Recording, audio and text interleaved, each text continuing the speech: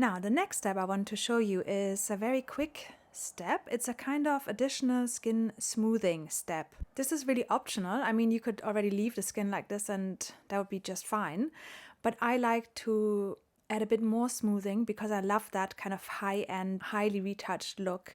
Okay, so let me show you what I do. First of all, we need to create a new layer which has all the information from below in it. So let's stamp all the visible layers. We've done it before. The shortcut is on a Mac, Command Option Shift E. If you're on a PC, it's Control Alt Shift E. Okay, so now I'm going to call this layer, let's say, Extra Skin Smoothing, because we want to keep things tidy. Now I'm going to invert this layer.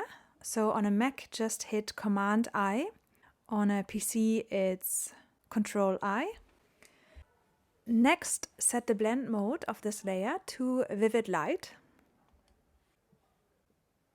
Then go to Filter up here, Other, and High Pass.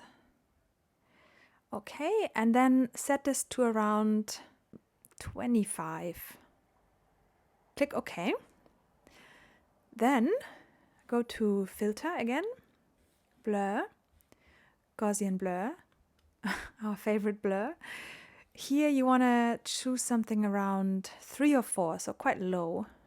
Actually, I might go a little lower in this case. So what I'm trying to achieve is that I get a very smooth texture here, but not looking too fake. I know this looks already quite artificial, but that's fine, as long as it's not totally matte. Actually, that's fine. So 1.9 for me is okay here. Click OK. Now comes the magic. Now we're gonna, because we don't want this blur applied to everywhere, of course. So I'm going to create a mask here, but an inverted mask. So click the mask symbol at the bottom, and at the same time click either Option or Alt, depending on Mac or Windows.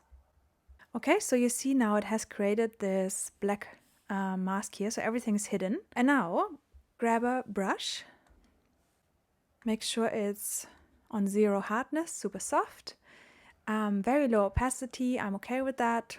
Flow maybe a bit higher. Flow really just means how effective essentially your brush is. So if you have it very low, you're going to need more strokes to achieve the same thing. And because your mask here is black, you need to set the brush to white so that something happens.